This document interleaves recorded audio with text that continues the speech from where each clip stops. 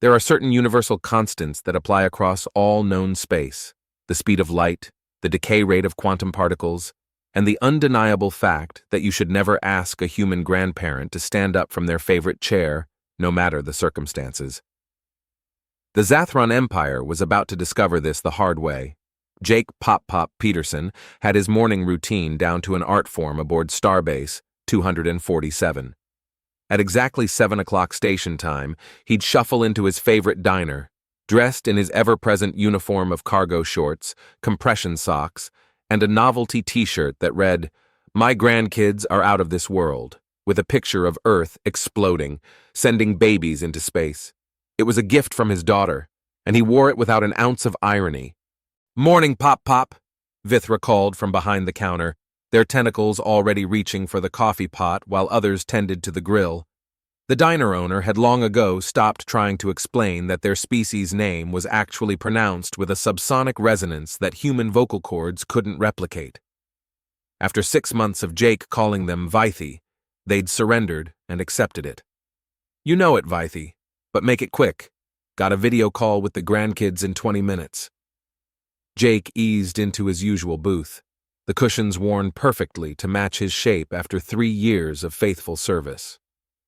"They're learning about space travel in school this week," he continued. "Can you believe that? I'm going to show them how to calculate thrust vectors using my old maintenance manual." Vithra's eye stalks wobbled in what Jake interpreted as an eye roll. "Jake, they're 6 and 8. They're already behind schedule." Well, when I was their age, Jake launched into one of his classic stories about rebuilding a fusion drive with nothing but duct tape and hope, a tale that had grown increasingly exaggerated over time. The other patrons of the diner had long since learned to tune out Jake's morning storytelling, though a few newer station residents still marveled at how a retired human mechanic had become one of the station's most beloved figures. Why? Simple. Grandkids. When Jake's daughter had married a Kalnari diplomat and moved to the colony worlds, Jake had immediately requested a transfer to the nearest starbase. "Can't have my little ones growing up without a proper grandparent," he'd declared. The fact that nearest still meant several light years didn't bother him. Thanks to quantum entanglement communications, Jake never missed an opportunity to spoil his grandkids. Every morning, at precisely 7:20, he would fire up his private comlink and spend an hour teaching Emma and Noah everything from basic engineering to Earth history, which mostly involved dad jokes and stories about how different things were in his day. "Order up," Vithra announced, sliding a plate filled with what they'd come to recognize as a traditional Earth breakfast. Eggs, bacon, and pancakes arranged into a smiley face. It was another of Jake's non-negotiable requirements. "Thanks, Vythi. You're a real—" Jake's voice trailed off as he noticed the station's news feeds suddenly go dark. One by one, the floating hollow screens that typically displayed everything from sports scores to stock prices winked out of existence. Vithra's eye stalk swiveled toward the nearest viewport. "That's odd. Are those Zathron ships?" Indeed, a small fleet of sleek predator-like vessels had dropped out of hyperspace and positioned themselves around the station. Though their gun ports were closed, any experienced ship hand could tell that the ships were powered up and ready for action. "Probably a diplomatic visit," suggested one of the other patrons nervously. "Has to be. The peace talks are still going on." Jake quietly finished his breakfast, his gaze narrowing as more Zathron ships arrived. He'd spent enough time in space to know when something didn't feel right, and this situation was sending all sorts of alarms ringing in his grandfather instincts. Those instincts were proven correct, moments later, when the station's PA system crackled to life. "Attention, all residents of Starbase 247. This station is now under the protective custody of the Kern Empire. Please remain calm and comply with all peacekeeping protocols. This is a temporary security measure. Repeat, this station is now under the protective custody." Jake's fork clicked against his plate as he set it down with deliberate care. His grandkids' transport was due to stop here in 6 hours for a refueling break on their way to a school field trip. There was no way that timing was a coincidence. "Oh dear," Vithra murmured, their tentacles writhing nervously. "This isn't good." "No," Jake agreed, standing up from his booth for the first time in 3 years of morning routines. "No, it really isn't. The Kern Empire was about to learn why this was a colossal mistake. The thing about being old, Jake had learned, was that people tended to overlook you. This was especially true when the people in question were militant aliens imposing martial law. The Zathron troops stormed through the station's corridors in their shiny power armor, completely ignoring the human grandpa shuffling along with his magnetic tool belt, slightly hidden beneath his gut. "Just heading to the maintenance shaft," Jake would mutter whenever anyone glanced his way. Artificial gravity's acting up again. Nobody ever questioned it. After all, who would suspect the old human who spent most of his time showing vacation photos to anyone who would stand still long enough? Jake made his way to his private quarters, carefully maintaining his usual unhurried pace. Inside, he activated his quantum comlink, only to find what Jake had feared was now unfolding. All communications were completely jammed. His regular call time with the grandkids came and went, and for the first time in 3 years, Pop missed their morning chat. This simply could not go on. Accessing the station's security feeds wasn't difficult, not because Jake was some sort of tech genius, but because he'd spent the last 3 years fixing them whenever they broke down. He'd also spent those years chatting with every maintenance worker, janitor, and service staff member on the station. It was amazing what people would reveal when you took a real interest in their grandkids. Well, Jake muttered to himself as he watched the Zathron commander march through the station's main concourse. The alien was tall, reptilian, and carried himself with that kind of arrogance Jake recognized in every middle manager he'd ever dealt with. The nameplate on his ceremonial armor read, Zaylor. Through the security feeds, Jake saw Zaylor stride into the station commander's office. The audio was crystal clear, yet another system Jake had kept in working order over the years. "Your station's strategic location makes it the ideal staging ground," Zaylor was saying. "Once the civilian transports begin arriving, the Human Federation will have no choice but to accept our terms. They're so predictably sentimental about their young." Jake's eyes narrowed. He'd spent 43 years fixing everything from garbage scows to luxury cruisers, and in that time, he'd learned one universal truth about machines. They all have weak points, and the same applied to space stations and arrogant alien commanders. Everything could break down, and with the right mix of motivation and enough duct tape, everything could be turned into something else entirely. He quickly pulled up the station's maintenance scheduling system, another piece of technology that mysteriously only worked when Jake was the one fixing it. With a few swift adjustments, he began rescheduling a long list of routine tasks, all set for the next 6 hours. Time to call in some favors. Jake grinned as he reached for his personal comm device. Old-school radio, not the official station model. He'd kept it for emergencies. Over the years, he'd helped the station service staff with their own pet projects, from tweaking the cafeteria food synthesizers to improve comfort food to modifying the cleaning bots to be less enthusiastic during night shifts. Now it was time for them to return the favor. "Vythi," Jake spoke into the comm. "Remember when I helped you modify your grill for proper Earth-style hash browns? I need a favor. Well, a few. And get in touch with Tessa Carver from Janitorial. You know, the one who occasionally watches over Grand Rabbits? Tell her Operation Nap Time is in effect." Jake stood up, his knees cracking in what he chose to interpret as approval. For 3 years, he'd been the harmless old human grandpa, wandering the station with his tools and endless stories. Now it was time to show the Zathron troops exactly why every species in the galaxy had evolved to respect their elders. "Let's see how their fancy power armor handles a malfunctioning waste reclamation system," he muttered, pulling up the maintenance access codes he'd long since forgotten. "Kids these days always thinking they know better than their elders. Time for a proper lesson in respect." The first alarm klaxon went off just as planned. Class was officially in session. The first sign something was off came when half the Zathron soldiers found themselves stuck in various turbolifts across the station. The doors simply refused to open, trapping the soldiers in what Jake affectionately called timeout corners. "Oh dear," Jake remarked to no one in particular as he shuffled past a group of increasingly frustrated Zathron soldiers trying to override a turbolift's controls. "These old systems always acting up. Have you tried unplugging it and plugging it back in?" They ignored him, of course, No one suspects the kindly old man. The second sign came when the station's cleaning bots underwent what could only be described as a revolution. Tessa Carver from Janitorial had been especially keen on Jake's suggested improvements to their programming. Now, the bots seemed to think that Zathran power armor was in desperate need of a thorough polish. In unison, 3 cleaning bots chased a Zathran sergeant down the corridor, their buffing attachments working menacingly. "Stop!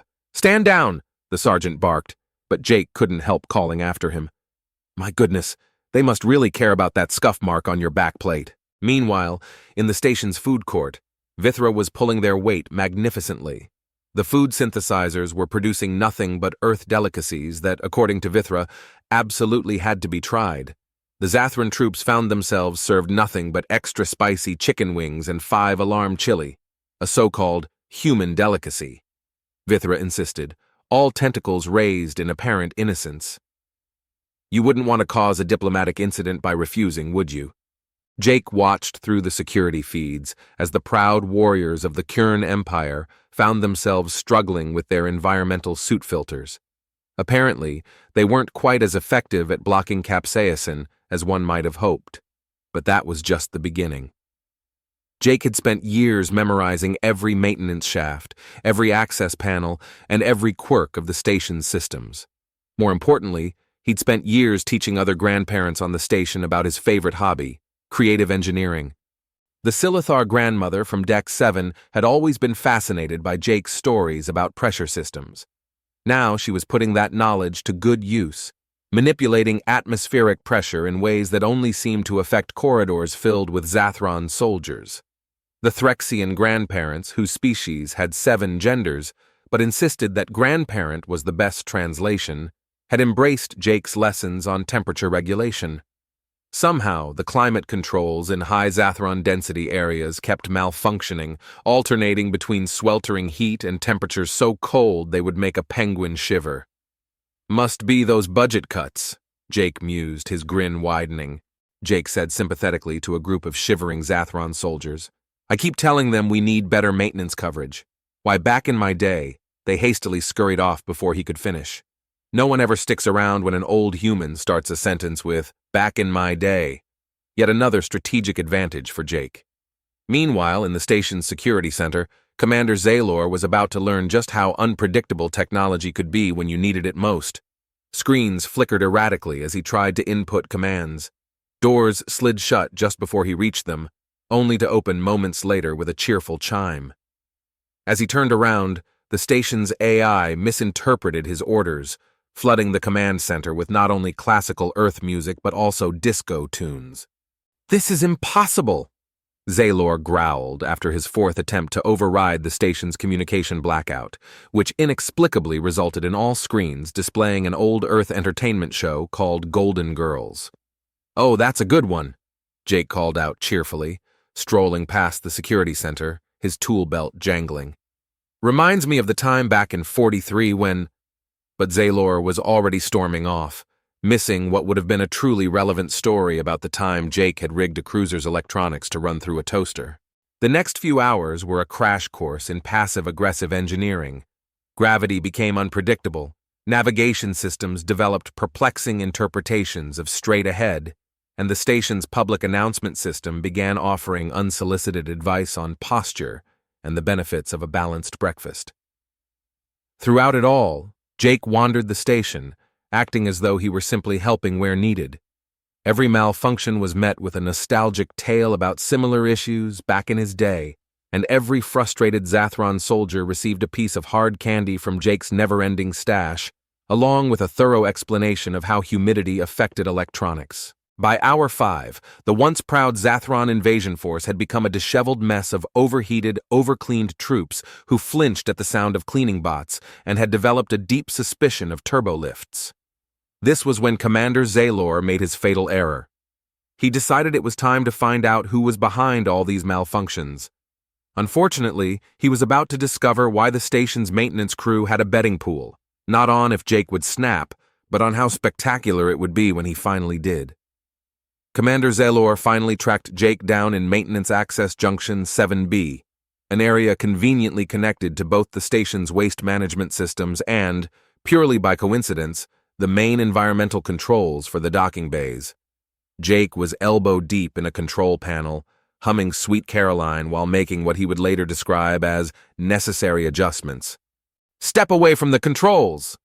Zaylor's voice carried the kind of authority that only comes from never having dealt with a human grandparent.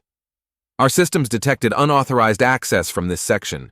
You're surprisingly clever for a primitive species, but this ends now." Jake slowly pulled himself out of the panel, taking precisely as much time as possible to annoy someone in a hurry. He made a big show of cleaning his hands with a rag that hadn't been washed since the station's construction. "You know," Jake said casually, "my grandson Noah had a tantrum like this last week. Of course, he's 6, so he has an excuse. What's yours?" Zaylor's scales turned a deeper shade of green. "You dare mock me? I am the commander of this tactical operation. Your interference ends now, or I'll be forced to make an example of you." "Tactical operation?" Jake raised an eyebrow. "Is that what we're calling temper tantrums these days? My daughter told me young folks were getting creative with their labels, but this is a bit much." 2 Kern soldiers flanked Jake, their armor still showing signs of an overly enthusiastic cleaning bot attack. Their weapons were not drawn. Apparently someone had the sense to recognize that shooting an unarmed grandfather would cause quite a public relations nightmare. "Your species' young will be arriving soon," Zaylor said smugly. "Once they're in our custody, the Human Federation will have no choice but to negotiate. As for you, you'll spend the rest of your retirement in a holding cell thinking about how your interference almost ruined everything." Jake's usual warm grandfather smile faded, replaced by an expression that made the Zathron soldiers instinctively step back. It was the kind of look that reminded anyone who had spent time around humans that we hadn't become a spacefaring species just by being nice. "Son," Jake said softly, but that single word carried more weight than any battle cry. "You're about to learn why you never make a grandparent actually stand up." "And what exactly do you think you can do?" Zaylor scoffed. "You're just one old human." Jake's smile returned. But this time it wasn't the friendly one he usually wore while giving advice or handing out hard candies. No, this smile was the one of someone who had spent 43 years learning how things worked, and more importantly, how to make them stop working. "You know what your problem is, son?" Jake asked, reaching for his tool belt. "You never learn to respect your elders, always rushing around in your fancy power armor and conducting tactical operations, never stopping to think that maybe, just maybe, the old-timer who's been fixing this station for 3 years might know a thing or two about how it really works." He pulled out what appeared to be a universal remote control, clearly cobbled together from spare parts and reinforced with liberal amounts of duct tape. "For example," Jake continued, "did you know that the waste management system is linked to the emergency ventilation protocols? Fascinating bit of engineering there. Or that artificial gravity can be adjusted sector by sector, and don't even get me started on. When you reverse the polarity of the cleaning bot's friend or foe recognition systems," Jake's confident demeanor began to waver. "What are you talking about, old man?" Zaylor sneered, his patience thinning. "I'm talking about 43 years of experience, son," Jake replied calmly, his eyes twinkling. 43 years of fixing things that smart young folks like you swore couldn't be fixed. 43 years of learning that every system has a bypass, every protocol has a loophole, and every machine can be convinced to do something its designers never intended. Jake hovered over the remote's largest button, making sure to draw out the moment for maximum effect. "And most importantly, I'm talking about what happens when you threaten a human grandparent's grandkids." One of the soldiers, his voice shaky, finally spoke up. "Commander, I'm detecting massive power fluctuations throughout the station." "Oh, and just one more thing," Jake added cheerfully, casually strolling around the chaos. "I should probably mention that I've spent the last 5 hours installing some special modifications. Would you like to see them?" Without waiting for an answer, Jake slammed his finger down on the button, and the lights flickered. Then, in an instant, all hell broke loose. The first thing to go was gravity, not everywhere, just in very specific corridors where Zathron troops had gathered. Jake had spent years working on the artificial gravity systems, and he knew exactly how to make it all go wrong in the most inconvenient ways possible. "Oops!" Jake chuckled as Allure and his soldiers began floating helplessly. Looks like someone forgot to carry the one in their gravity calculations. You know, this reminds me of a problem we had back in 39 inches. But Allure wasn't listening. He was too busy watching in shock as every cleaning bot on the station suddenly sprang to life, their optical sensors glowing a menacing red. Jake had introduced them to a new definition of dirt, specifically, any GLX and power armor that wasn't actively surrendering. Untidy soldiers detected, the station's PA system boomed in Tessa Carver's most no-nonsense voice, initiating deep clean protocol. That's when the station's other grandparents launched their synchronized offensive. They called it Operation Early Bird Special, and it was a masterpiece. The Silithar grandmother from Deck 7 activated her modified pressure differentials, sending one-way air currents spiraling through the hallways. The Zathran soldiers floated helplessly, flailing like leaves in a storm. Any soldier who managed to grab a handhold quickly let go when they discovered the handholds were connected to the station's heating system, now running at what Jake fondly referred to as proper baking temperature. Meanwhile, on the promenade, the Threxian grandmother had hijacked the food synthesizers and reprogrammed them to produce nothing but Earth's spiciest hot sauces. No, not the tourist stuff, but the kind with bold warning labels and liability waivers. My goodness, Jake said, surveying the pandemonium. All this excitement isn't good for my blood pressure. Anyone care for a hard candy while we wait for all this to sort itself out? Zaylor scrambled to activate his command override codes, but the station's computer had developed an attitude. Instead of executing his commands, it started blaring Earth's greatest hits. The command center quickly filled with the looping sounds of Baby Shark. At that moment, Jake's favorite part of the plan went into effect: the waste management systems. Jake had spent the past 5 hours reprogramming them for maximum chaos. The Zathran ships docked to the station suddenly found their once pristine hulls covered in a layer of waste sludge, now being blasted out through the station's newly modified systems. You know, Jake mused as he watched Zaylor struggle to fend off a cleaning bot while covering his ears to escape the now infamous Baby Shark on loop. My grandson Noah had this remote-controlled toy ship for his last birthday. Funny how adding a few cleaning bot motors and waste management pressure can turn a whole docking bay into something eerily similar. The Zathron ships were indeed moving, but not under their own power. A combination of strategically aimed waste jets and repurposed cleaning bot propulsion units was pushing them into what Jake called a timeout formation. "Stop this immediately!"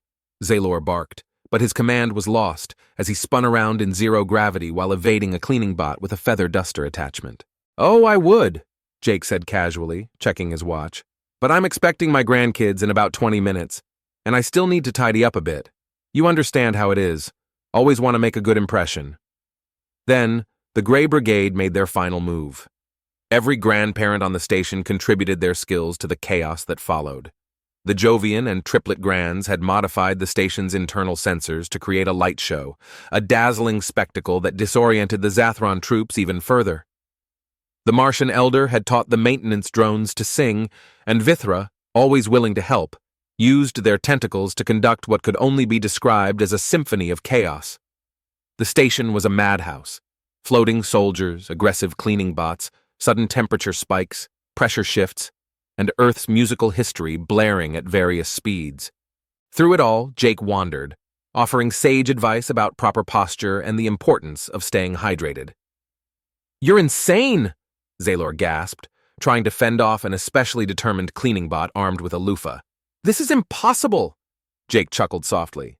"Son, I once fixed a fusion drive with rubber bands and a paperclip. This is just a standard Thursday for a grandpa who's been told his grandkids might be in trouble." That's when the station's long-range sensors pinged. They picked up approaching ships. Lots of ships. The Human Federation's 7th Fleet had arrived, fashionably late as usual. "Well, would you look at that?" Jake said, checking his watch again. "Just in time for my regular call with the grandkids. Now, are you folks going to surrender properly, or do I need to tell these cleaning bots about the scuff marks on the back of your armor?" Zaylor glanced at his troops, those few he could still see through the chaos, and made a decision. The first wise decision of his day came when Zaylor, finally defeated, spoke up. "We surrender. Just make it stop." "That's better," Jake said with a nod, pleased. See? All it takes is a little respect for your elders. The Gray Brigade had triumphed, and in the background, Baby Shark continued its relentless loop, forever cementing its place in station history. In the aftermath of what would be forever known as the grandparent incident, several key changes were made to galactic security protocols. The most important? The creation of a new threat level, Code Grandparent. It was the only classification to include both a danger rating and a reminder to call your elders more often. By the next morning, Jake was back in his usual booth at Vithra's diner, acting like the previous day's chaos never happened. The only noticeable difference was that the station's maintenance crew had added a small plaque to his booth that read, "Reserved for the terror of Deck 7. "And that's why you always double-check your connections," Jake was explaining to his grandkids through the quantum video call, having just finished recounting a heavily edited version of the previous day's events. "Isn't that right, Commander Zalor?" The Zathron commander, now permanently assigned as the station's cultural liaison, a diplomatic punishment if there ever was one, looked up from his plate of extra-mild pancakes and gave a reluctant nod. "Yes, sir. Absolutely, sir. Double-check everything. Triple-check if Mr. Peterson is on the same station." Jake beamed at his grandkids. "See, even the nice commander gets it now.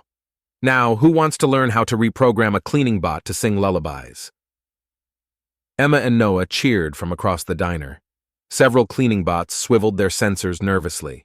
The Gray Brigade had mostly returned to their regular routines, but rumors persisted about their engineering discussions, which station security suspected was just code for Grandparental Defense Force planning meetings.